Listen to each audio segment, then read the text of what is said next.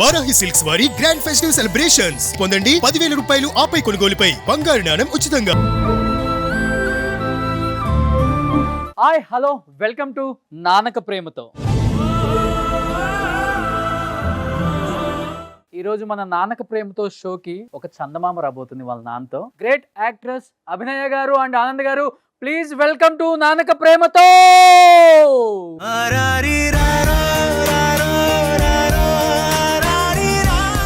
So first of all thank you so much Anand గారు and అభినయ గారు.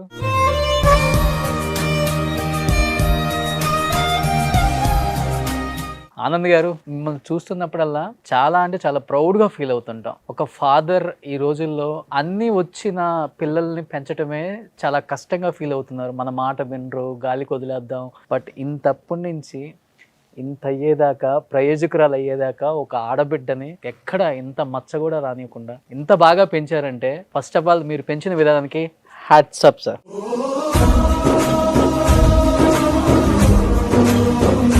తల్లిదండ్రుల బాధ్యత ఏంటి? వాళ్ళ పిల్లల్ని పెంచి ఒక మంచి భవిష్యత్తు ఇవ్వాలి. ఆమెకి దారి చూపించాము, దారి పట్టుకుంది, వెళ్తా ఉంది బండి. చెవులు వినపడవు, మాట రాదు, అయినప్పటికి కూడా తనేంటో తను ప్రూవ్ చేసుకున్నారు. యాజ్ ఎ హీరోయిన్ గా కూడా చేస్తున్నారు. ఇప్పుడు తిను ఏదన్నా మాట్లాడాలన్నా, విన్నది మాట్లాడాలన్నా అంటే ఎవరైనా హెల్ప్ చేస్తుంటారా సార్ తినికి? ఇంటర్ప్రిటర్ ఉన్నారు, వీల్ వెల్కమ్ ప్లీజ్. నా పేరు కీర్తన అండి, sign language interpreter. So first of all Abhinaya గారిని అడగండి, ఈ షోకి వచ్చినందుకు ఫస్ట్ వాళ్ళ నాన్న గురించి ఏమనుకుంటున్నారు? బిగ్ హార్టెడ్ యాక్చువల్లీ మా ఫాదర్. చాలా పాజిటివ్ మనిషి నా లైఫ్లో. అండ్ అసలు నేనేం చెప్పలేను, యాక్చువల్ చాలా ఉన్నాయి అసలు ఆయన గురించి చెప్పడానికి. లైక్ 10 years నుంచి, ఎన్నో ఏళ్ళ నుంచి నన్ను చూస్తున్నారు. బట్ చాలా big hearted and very positive మనిషి. నన్ను పుట్టినప్పటి నుంచి పెంచి అన్నీ చేశారు. So I respect my father a lot.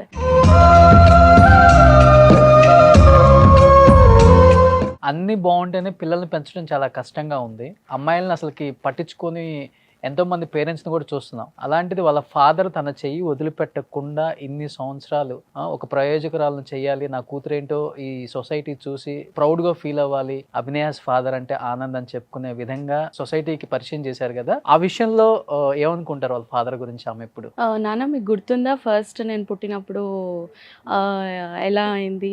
ఎందుకంటే నేను చూసుకోలేదు. బట్ మా ఫాదర్ని అడుగుతున్నాను, నేను పుట్టినప్పుడు వాళ్ళకి అసలు ఏమనిపించిందో అని. పుట్టినప్పుడు హాస్పిటల్లో ఆమెను తీసుకుని రాగానే నా దగ్గరికి అప్పుడే అభినయ నా పేరు పెట్టాను. అంత అందంగా ఉండే, ఒక ఆర్టిస్ట్ చేయాలనే ఒక తపన ఉండే. మధ్యలో ఎంతో డిస్టర్బెన్స్ వచ్చింది. ఆ డిస్టర్బెన్స్ అంతా దాటుకొని ఈ స్థాయికి వచ్చింది.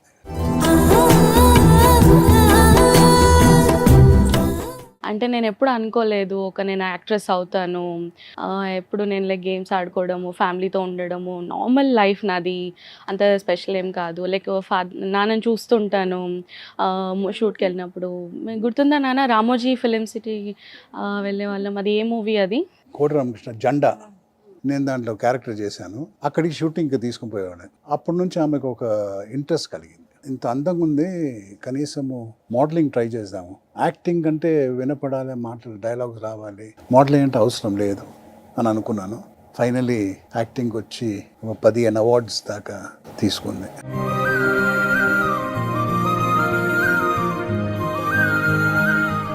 ఆమెకి ప్రాబ్లం ఉంది. సో ఈ ప్రాబ్లం నుంచి బయటికి తీసుకుని వచ్చి ఆమెని ఇండిపెండెంట్గా చేయాలి. అంటే total credit goes to my wife. నేను చేసింది ఒక 5% ఉండొచ్చు, 70% వాళ్ళ మదర్. క్రెడిట్ గోస్ టు అమ్మ మొత్తం.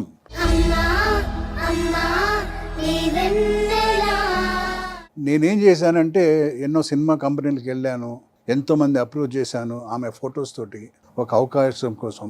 చాలామంది కోప్పడ్డారు కూడా.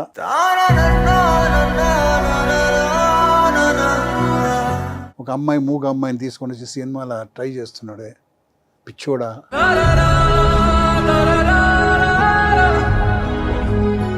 రకరకాల మాటలు మాట్లాడారు. ఓకే, ట్రై చేశాను. God is great. ఇక్కడ గాడ్ ఎవరంటే సముద్రకని. ఆయన లేకుంటే ఆమె ఇండస్ట్రీకి లేదు. బట్ మేడం సార్ అన్నట్లుగానే చెవులు వినపడు, మాట్లాడలేరు. కానీ ఫ్రేమ్ ముందు ఎప్పుడు కూడా, స్క్రీన్ ముందు మనం చూసినప్పుడు అసలు తన డైలాగ్ డెలివరీ కానీ, తన ఎక్స్ప్రెషన్స్ కానీ ఎక్కడా మిస్ అవ్వరు.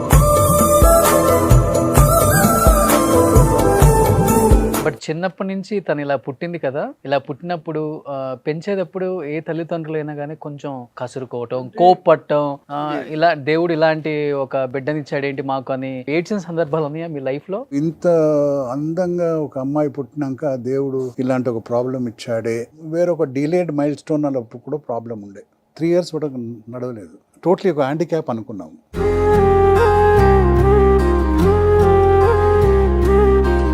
ఒకసారి నడవంగానే షీ డెంట్ టర్న్ బ్యాక్. అంటే వినపడాలి, డైలాగ్ చెప్పాలి, ఇది compulsory for acting. She is the first actress in the world.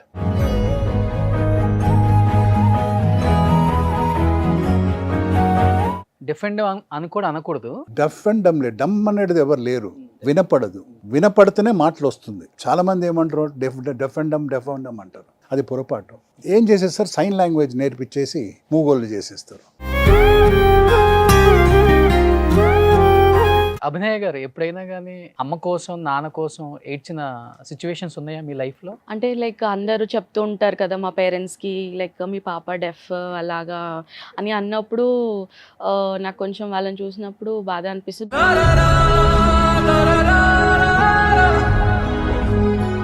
మా మదర్కి నేను చాలా థ్యాంక్స్ చెప్పాలి. ఎందుకంటే మా మదర్ నా యాక్టింగ్ కెరియర్కి లైక్ మా మదర్ చాలా పెద్ద సపోర్ట్. అండ్ లైక్ తను నాకు డైలాగ్స్ అండ్ వెన్ షూట్ ఉంది అన్నప్పుడు ముందు రోజు నాకు షూట్కి ప్రిపరేషన్ కానీ, ఆ డైలాగ్స్ ప్రాక్టీస్ చేయడం కానీ, ఎక్స్ప్రెషన్స్ కానీ ప్రతిదీ మా మదర్ చూసుకుంటారు. అండ్ మా ఫాదర్ కూడా నా స్కెడ్యూల్స్ చూడడం కానీ, మంచి స్టోరీ సెలెక్షన్ కానీ ప్రతిదీ ఇద్దరు మేనేజ్ చేస్తారు. అండ్ లైక్ మా పెద్ద అన్న ఇది ఎనీ మూవీ ఏది వచ్చినా సరే, స్టోరీస్ వచ్చినా సరే నేను చాలా కన్ఫ్యూజన్లో ఉంటాను, ఏది తీసుకోవాలి, ఏ ప్రాజెక్ట్ చేయాలి, చేయొద్దు అని. సో అలాంటి టైంలో మా ఫ్యామిలీ మొత్తం నాకు సపోర్టింగ్గా వచ్చి వాళ్ళన్నీ డిస్కస్ చేసి ఏ ప్రాజెక్ట్ తీసుకోవాలనే దాని మీద నాకు మంచి గైడెన్స్ ఇస్తుంటారు. సో ఫర్ దట్ నేను మా ఫ్యామిలీకి చాలా థ్యాంక్స్ చెప్పుకోవాలి.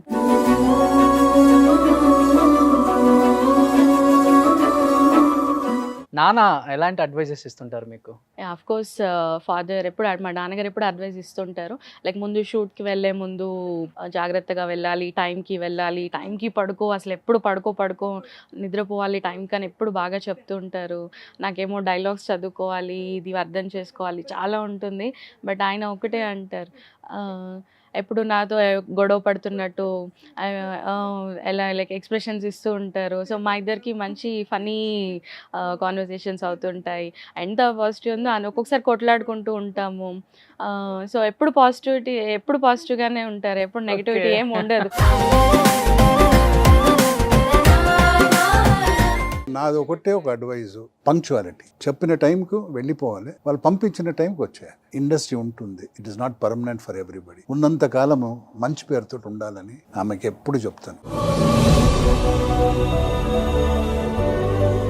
ఏ తల్లిదండ్రులైనా కానీ పిల్లలు అభివృద్ధిలోకి వస్తే బాగా ప్రౌడ్గా ఫీల్ అవుతారు. దేవుడు అభినయ గారికి చాలా పెద్ద ప్రాబ్లం పెట్టినప్పటికి కూడా అందరితో పాటు ఈక్వల్గా తను కూడా ప్రౌడ్గా చెప్పుకునే స్టేజ్కి వచ్చారు. ఇది ప్రాబ్లమే కాదు, దేవుడు ఇచ్చిన వరం. ఇలాంటి పిల్లలు ఎవరికి ఇస్తారు, జాగ్రత్తగా చూసుకునే వాళ్ళకి ఇస్తారు. ఇది ఎప్పుడు మాకు ఒక బర్డన్గా అనుకోలేదు. పిల్లలు అల్లరి చేస్తారు, గొడవలు చేస్తారు, అదంతా సర్వసాధారణం. ఈ ప్రాబ్లం నుంచి బయటకు వచ్చి ఈ స్థాయికి వచ్చింది, అది credit goes to her.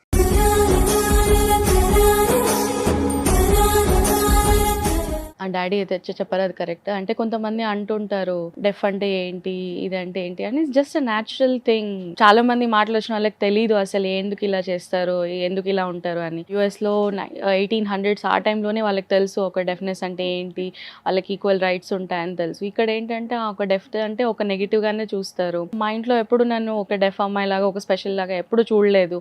Like same అంతా ఈక్వల్. నాకు ఏ రోజు ఎక్కువ తక్కువ అనేది అసలు లేనే లేదు.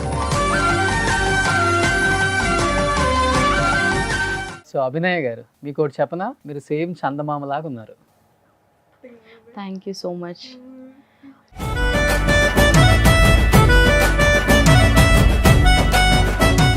నాన్నలో మీకు నచ్చే క్వాలిటీ ఏంటి, నచ్చని క్వాలిటీ ఏంటి అసలుకి? ఫాదర్ కాదు నాకు ఆయన, హీస్ లైక్ మై లైఫ్ అంతే.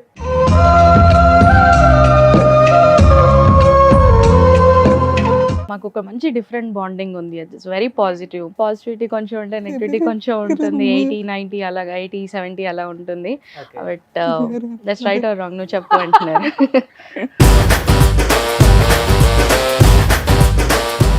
మీకు తనలో నచ్చిన క్వాలిటీ ఏంటి, నచ్చిన క్వాలిటీ ఏంటి? నచ్చిన క్వాలిటీ ఏంటంటే ఈ ప్రాబ్లం ఉందని ఆమె ఏం ఎప్పుడు ఫీల్ అవ్వలేదు. కొన్నిసార్లు చాలా ఫీల్ అయింది, దేవుడు ఇట్లా చేసేసాడే, బట్ అదంతా మేనేజ్ చేసి ద బెస్ట్ క్వాలిటీ ఏంటంటే ఇంత ఒక పొజిషన్కి వచ్చి మీరు చెప్పారు కదా ఇప్పుడే చందమామ లాగా ఉన్నారు, ఆ ప్రౌడ్నెస్ రాలేదు. మా రిలేటివ్స్లో కానీ ఆ ఫ్రెండ్స్లో కానీ అందరితోటి కలిసిమెలిసి ఉంటుంది. నేను ఒక హీరోయినా, నేను ఒక సెలబ్రిటీయా, ఆ ప్రౌడ్నెస్ లేదు.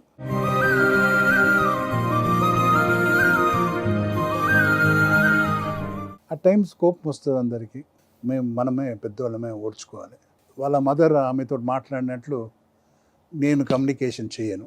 ఎప్పుడు వాళ్ళిద్దరు చాలా క్లోజ్గా ఉంటారు. సో ఆమెకి నా మీద కోపము, ఎప్పుడు నువ్వు నాతో సరిగా మాట్లాడవు అనే ఐ ఫీల్ సారీ, అది నేను పొరపాటు చేశాను, నచ్చినట్లు ఆమెతో నేను కమ్యూనికేట్ చేయలేదని I feel bad. Madam, father చాలా ఎమోషనల్ అవుతున్నారు, నేను టైం స్పెండ్ చేయట్లేదు అభినయకి అని. అట్ ది సేమ్ టైం దేవుడు నాకు ఒక చిన్న లోపం ఇచ్చాడు అని డిప్రెషన్కి వెళ్ళిన పరిస్థితులు ఉన్నాయా మీ లైఫ్లో? అస్సలు ఎప్పుడు లేదు. Just a natural thing. Like మా మదర్ ఎప్పుడు నాతోనే ఉంటారు అండ్ ఫాదర్ ఎప్పుడు ఉంటారు. అంత పాజిటివ్గా ఉంది. నేను ఎప్పుడు నాకు ఇది లేదని లేదు. ఓకే, నాకు తెలుసు ఫాదర్ బిజీగా ఉంటారు, మళ్ళీ మేము తిరిగి వస్తాము, మళ్ళీ ఇంట్లో మాట్లాడుకుంటాము అంటే లైక్ ఓకే, ఆయన వర్క్ వెళ్తుంటారు, నేను కూడా వెళ్తుంటాను వస్తుంటాను, మాకు మంచి బాండింగ్ ఉంది. నేను కూడా బిజీ అయిపోతుంటాను, మళ్ళీ ఎంబడే ఫ్యామిలీని మిస్ అయినట్టు అనిపిస్తుంది, మళ్ళీ మేము కలుస్తాము. సో మేము ఎప్పుడు అలా ఆలోచించలేదు. మీరు అన్నారు కదా, లైక్ మా డాడీ ఏం మిస్టేక్ చేయలేదు, ఆయన జస్ట్ బిజీ అంతే. మీరు ఎప్పుడైనా ఫీల్ అవుతారా నిజంగా నాన్న టైం ఇవ్వట్లేదు నాకు అని? బట్ నేను ఒకటి చెప్పడం ఏంటంటే, మా మదర్ ఎక్కువ యాక్టివ్గా ఉంటారు, నన్ను క్వశ్చన్స్ అడుగుతుంటారు. సో ఎక్కువ మమ్మీతో కాన్వర్జేషన్ ఎక్కువ ఉంటుంది. సో ఫాదర్ ఏంటంటే బేసికల్గా ఆయన బిజీ పర్సన్, నాకు తెలుసు. ఆయన సారీ చెప్పాలి అసలు అవసరం లేదు. ఓకే, నాకు చూస్తే నాకు అర్థం అయిపోతుంది ఆయన బిజీగా ఉన్నారు, ఆయనకు వర్క్ ఉంది అని. Just same thing. కొన్ని రీల్స్ ఉన్నాయి ఇక్కడ మీవి, ఒక్కొక్క రీల్ మీద మీ ఒపీనియన్ ఏంటి, ఎలా ఎంజాయ్ చేస్తుంటారు మీరు?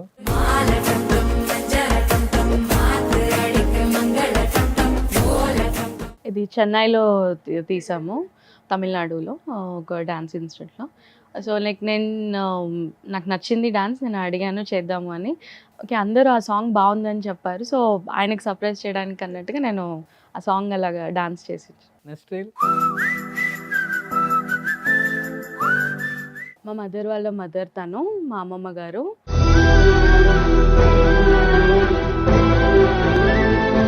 చాలా ఎమోషనల్ అయిపోయారు, అంత బాండింగ్. ఈరోజు నేను ఇలా ఉన్నాను అంటే, ఈరోజు నేను నడుస్తున్నాను మాట్లాడుతున్నాను అంటే కూడా మా అమ్మమ్మ గారే కారణం. అసలు లైఫ్ ఇచ్చింది అంటేనే నాకు ఆవిడ. అండ్ తను నాతో సైన్ లాంగ్వేజ్లో కూడా మాట్లాడుతూ ఉంటారు. అండ్ తను చాలా జోక్స్ వేస్తూ ఉంటారు, అంటే మంచి మంచి స్టోరీస్ చెప్తూ ఉంటారు. లైక్ నేను ఎప్పుడూ ఆవిడ్ని నా హస్బెండ్ నువ్వు అని అంటూ ఉంటాను సరదాకి. సో ఇట్స్ లైక్ 1 year, ఈ September 3rd వస్తే లైక్ 1 year అవుతుంది. సో మేము హాస్పిటల్ 7 days ఉంది బెంగళూరు హాస్పిటల్లో. నేను చాలా వరి అయ్యాను అప్పుడు ఆవిడ హాస్పిటల్లో ఉన్నప్పుడు. ఎప్పుడు నేను ఆలోచించుకుంటూ ఉంటాను, నా చిన్నప్పుడు టైంలో తను నాకు ఎలా ఉండేవారు, తను నాకు ఎలా సపోర్ట్ చేసేవారు అని. అండ్ ఆవిడంటే నాకు చాలా ఇష్టం.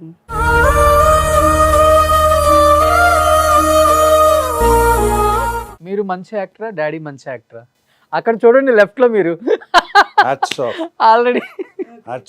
నా అంబిషన్ ఒక యాక్టర్ కావాలని ఉండే, అది నేను సక్సెస్ అవ్వలేదు, అభినయ సక్సెస్ అయింది, అది చాలా.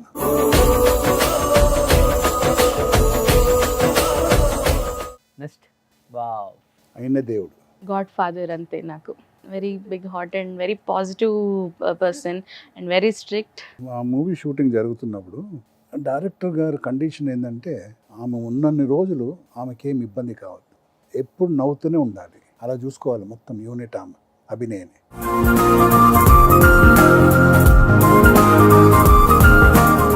Next picture. Yes, big fan and I salute Rajini garu. Best person in the world and is top. ఏం చెప్పారు అభినయ్ గారిని చూసినప్పుడు రజనీకాంత్ గారు? అంటే అభినయ ఒక సినిమా చేసింది కుట్రం 23 అని చూశాడు. యాక్ట్రెస్ పేరు నాకు తెలియదు కానీ ఆమె నా సెల్యూట్ చెప్పండి.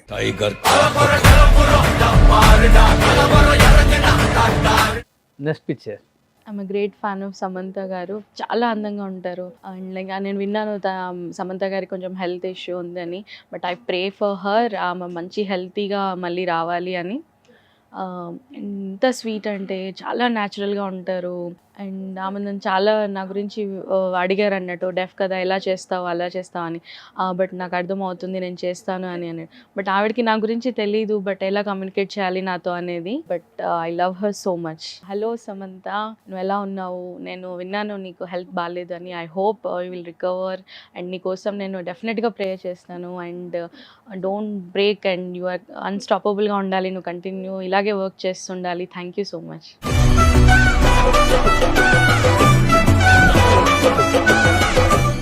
Next picture.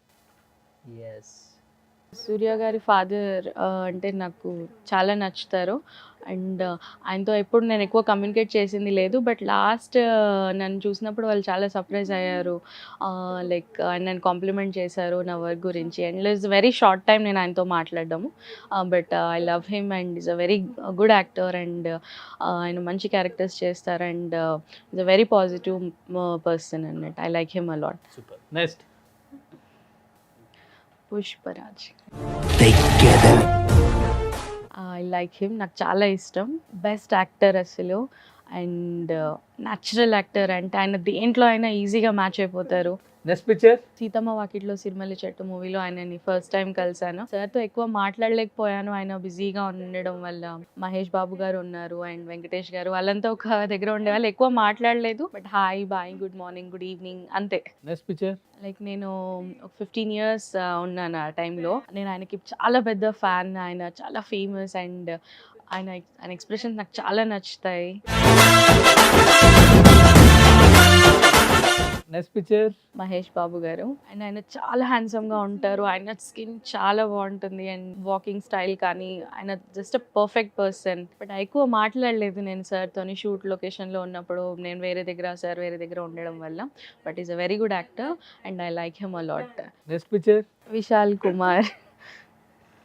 నిన్నేనా నేను చూస్తోంది నిన్నేనా 14 years అనుకుంటా, 15-16 years ఆ టైంలో ఫస్ట్ టైం నేను విశాల్ గారి మూవీ చూసాను. నేను బిగ్ ఫ్యాన్ ఆ మూవీ చూసినప్పటి నుంచి. ఒక ఆయన మూవీలో expressions, ఆయన ఇద్దరు యాక్ట్ చేశారు దీనికి ముందు. Okay. I love him so much. అసలు ఎప్పుడు కలవాలనుకుంటాను బట్ ఆయనను కలవడం చాలా కష్టం. మార్క్ యాంథనీ మూవీలో విశాల్ గారితో వర్క్ చేసిన ఐ వాజ్ సో సర్ప్రైజ్డ్. నేను విల్లన్ గానే ఉంటాను. అందరూ అంటున్నారు ఏంటి అభినయ విశాల్ గారు పెళ్లి చేసుకుంటున్నారు అని ఇలా వచ్చినప్పుడు. బట్ నేను సర్ప్రైజ్. బట్ అదేం లేదు. But I'm is very good person. ఆయన ఎప్పుడు నన్ను అంటుంటారు ఫుడ్ మాతో కలిసి తినాలి. డైరెక్టర్ గారు, కెమెరామెన్ అందరితో కలిసి తినడము. ఎప్పుడు నన్ను సపరేట్ చేసేవాళ్ళు కాదు, అందరు నన్ను ఇంక్లూడ్ చేసేవాళ్ళు. నేను విశాల్ పెళ్లి చేసుకుంటున్నామని కొన్ని న్యూస్లలో నేను చూశాను. చాలా షాకింగ్ అనిపించింది, నాకు కామెడీ అనిపించింది అని. యాక్చువల్లీ ఏంటి సార్ అది, ఎందుకు వచ్చింది, అది వైరల్ అయింది?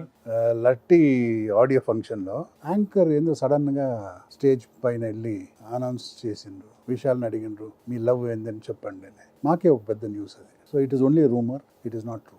And I want to add to that, ఎవరైతే యాంకర్ ఉన్నారో చెప్పారో అది ఏదో యూట్యూబ్లో పెట్టారు. లైక్ నేను షై అవుతున్నట్టు అలా కొన్ని పెట్టారు. అది యాక్చువల్లీ అది అంత రాంగ్. అది ఇప్పుడు ఎవరైనా వచ్చి ఐ లవ్ యూ నీకు ఏది అని అంటే ఆబ్వియస్లీ ఎవరైనా షైగా ఫీల్ అవుతారు. That's normal thing. నేను నవ్వడం కూడా, దాన్ని కూడా వాళ్ళు అలా చేయడం కరెక్ట్ కాదు. And like is the best friend for me and don't mistake that. మీకు ఎలాంటి హస్బెండ్ కావాలి మేడం? నేను ఎప్పుడు ఫోకస్డ్గా ఉంటాను అండ్ నాకు వర్క్ అనేది వెరీ ఇంపార్టెంట్. దెన్ మ్యారేజ్ అనేది ఇప్పుడు నాకు మైండ్లో లేదు. I'm already married. నా మదరే నా హస్బెండ్, మా ఫాదరే నా హస్బెండ్.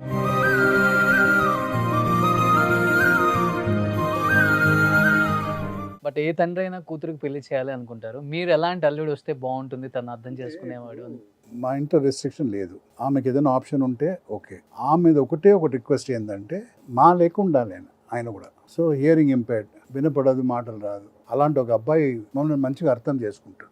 నా వర్షన్, మా మిస్సెస్ వర్షన్ ఏంటంటే అది నువ్వేమనుకుంటావు, ఎందుకు అనుకుంటావా, నువ్వు నీ సినిమాలు యాక్ట్ చేస్తున్నావు, నువ్వు మాట్లాడుతున్నావు, అందరితో కమ్యూనికేట్ చేస్తున్నావు, యూఆర్ నార్మల్ పర్సన్. అది ఒప్పుకోదు. Marriages are made in heaven. అది జరిగేది ఉంటే జరుగుతుంది, ఎప్పుడు జరగాలని మన చేతిలో లేదు. డాడీ అయితే అనుకుంటున్నారు మీరు పెళ్లి చేసుకోవాలి, ఒక మంచి హస్బెండ్ మీకు రావాలి అని. నేను జస్ట్ 3 థింగ్స్ చూస్తాను. ఫస్ట్ థింగ్ వచ్చేసి ఫుల్ ఆన్ లవ్ మ్యారేజ్ అనే కాన్సెప్ట్ లేదు నా దగ్గర. It's like just time waste thing. నేనేంటంటే ఫస్ట్ నేను హస్బెండ్ చేసుకుంటున్నానంటే నన్ను తను బెటర్గా అర్థం చేసుకోవాలి, మా ఇద్దరి మధ్యలో మంచి అండర్స్టాండింగ్ ఉండాలి. That is very important. And secondly communication అనేది బాగుండాలి, అంటే షేరింగ్ ఉండాలి.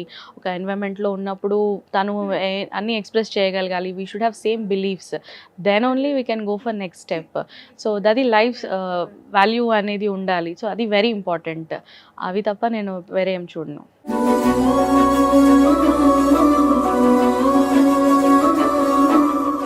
ఇన్ ఫ్యూచర్ తనకు పెళ్ళి అయిపోయి మంచి అర్థం చేసుకునే హస్బెండ్ వచ్చి తనతో పాటు తీసుకెళ్ళిపోతే అభినయం లేకుండా ఉండగలరా? ఆమె కూడా లైఫ్ అని కావాలి కదా, ఎప్పుడు పుట్టినింట్లో ఉండడానికి అవకాశం లేదు కదా. అభినయ్ గారు, రేపు మ్యారేజ్ అయిపోయి ఫ్యూచర్లో నాన్న అమ్మని వదిలిపెట్టి వేరే ఇంటికి వెళ్ళిపోవాలంటే ఐ థింక్ ఇఫ్ ఒకవేళ నాకు పెళ్ళి అయితే హైదరాబాద్లో ఒకవేళ అయి ఉంటే నేను డెఫినెట్లీ మా మదర్ ఫాదర్ని ఎవ్రీ వీక్ కలవడం అది చేస్తూ ఉంటాము, లైక్ వర్క్కి వెళ్ళడము అది ఎలాగో ఉంటుంది.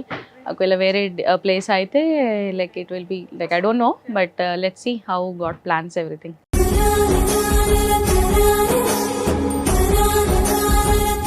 అంటే ఏం చెప్తారు అంటే చాలా మంది 2 అమ్మాయిలు 3 అమ్మాయిలు పుడితేనే లాస్ట్ అమ్మాయిని ఎవరికొకరికి అమ్మేయటం లేకపోతే చెత్తబుట్లు వేయటం చూస్తున్నారు. చాలా మంది ఇలా డిఫెండెంట్తో పుట్టిన డిఫర్తో పుట్టిన వాళ్ళని కూడా ఎక్కడో అనాథాశ్రమంలో వదిలేస్తున్నారు. అలాంటి పేరెంట్స్కి ఏం చెప్తారు?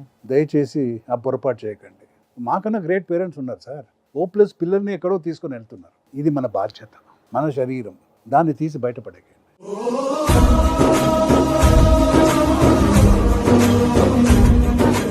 నాన్నకు ప్రేమతో షోకి వచ్చారు కాబట్టి లాస్ట్ అండ్ ఫైనల్గా ఒక చిన్న ఆటోగ్రాఫ్ అండ్ ఒక కేక్ కటింగ్ సార్.